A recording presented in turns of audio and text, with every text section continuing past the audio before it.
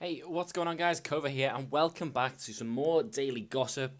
Today, we are starting off with Wanyama. Apparently, Leicester City are interested in signing him. That doesn't sound good for the likes of Drinkwater or Kante. It looks like one of them may be leaving. Most likely Kante.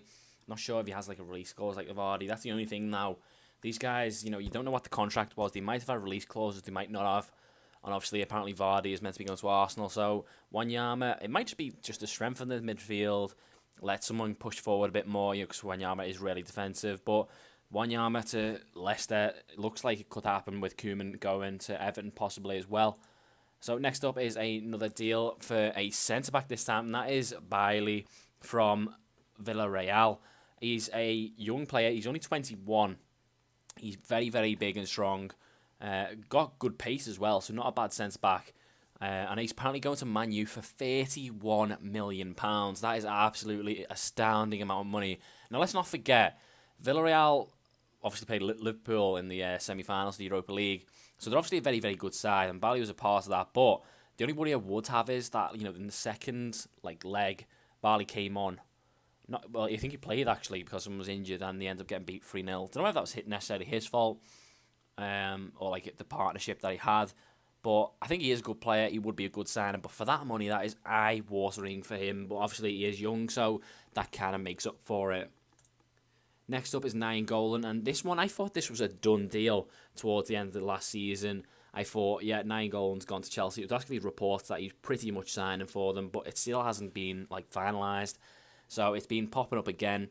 Chelsea for Nainggolan. He said, they are interested in him. That's the player himself now. So it's whether they can get that deal done or not. Moving on to Nzonzi, and he is getting linked with Stoke and Chelsea as well after a good season for Sevilla. Now, obviously, Sevilla are that type of team who can sign someone and turn them into a better player. They're basically the masters of it. You look at, for example, Carlos Bacca. They signed him from absolutely nowhere, and then he ended up banging goals in, and he got his move to AC Milan. Now, there's more examples that I could go through, but Nzonzi would be the next one. Obviously, he played for Blackburn, was quite good. Played for Stoke, was quite good, and then got to, obviously now Sevilla, and loads of clubs are apparently interested in him right now.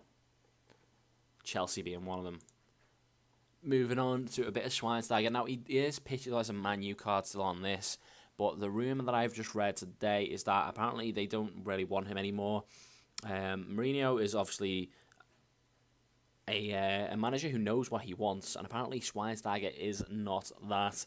Obviously he's a bit over the hill as well at the moment. He's obviously in his 32 I think he is, or 33. He's gotten on a bit, so he may be one out the door. Didn't really feature too much for Manchester United recently. Next up is Townsend, and as you can see on his badge, Crystal Palace are interested in him. They're apparently going to be meeting his release clause of $8 million, which I think is what Newcastle paid for him.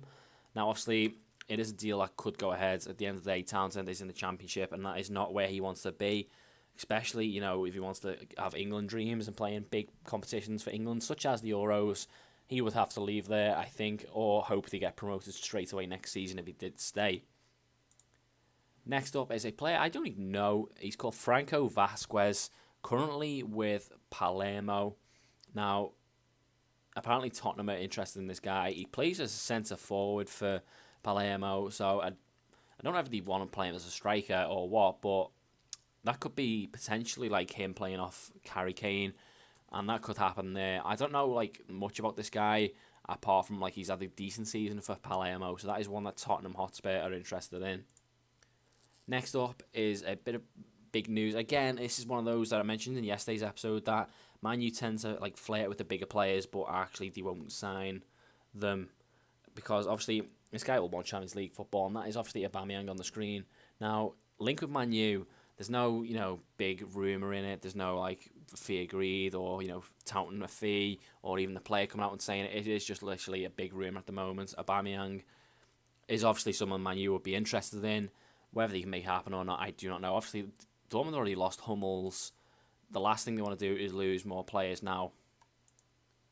Next up is the biggest story today, and that is Jamie Vardy. Now, apparently he had a release clause of £20 million on his contract.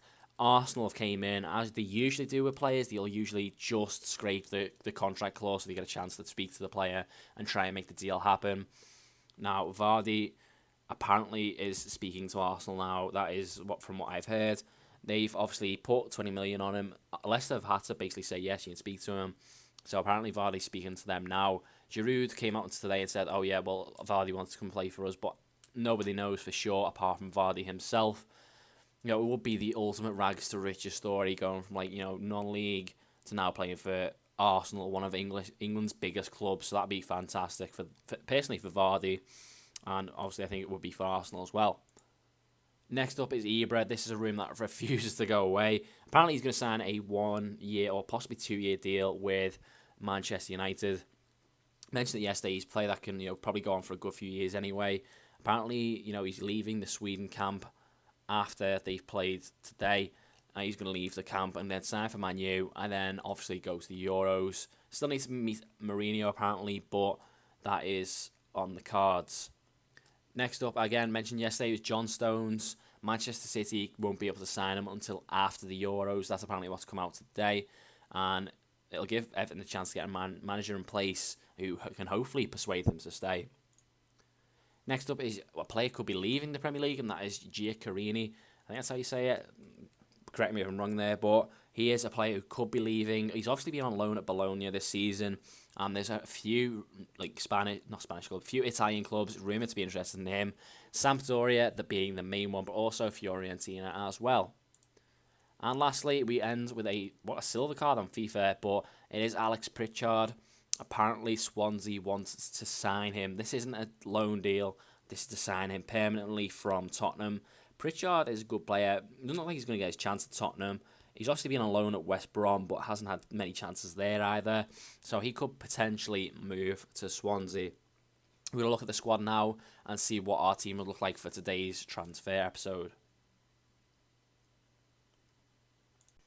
And this is what the squad would look like. You know, potentially all these transfers coming in. A few are moving from just clubs and that's it. But, you know, obviously with the exception of Schweinsteiger, these are all coming in. De Gea is just there from last time. Can't really get rid of him. He's just stuck there because I haven't changed him out.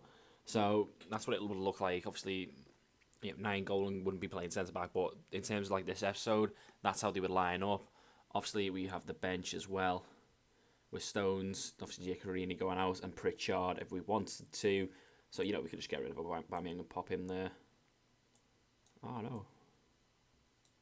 Oh, well, maybe not. But there you go, guys. If you did enjoy, as always, like and subscribe, and I shall see you in the next one.